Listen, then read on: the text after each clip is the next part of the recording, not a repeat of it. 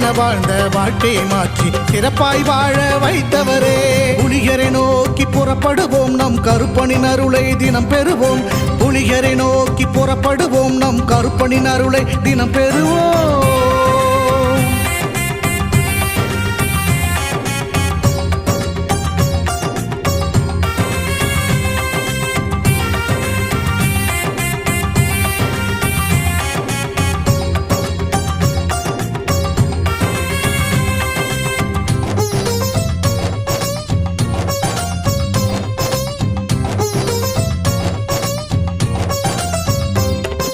தங்கமும் வைரமுமாய் வீட்டில் தங்கிடும் என்றே ஆசியும் அவர் தந்தார்.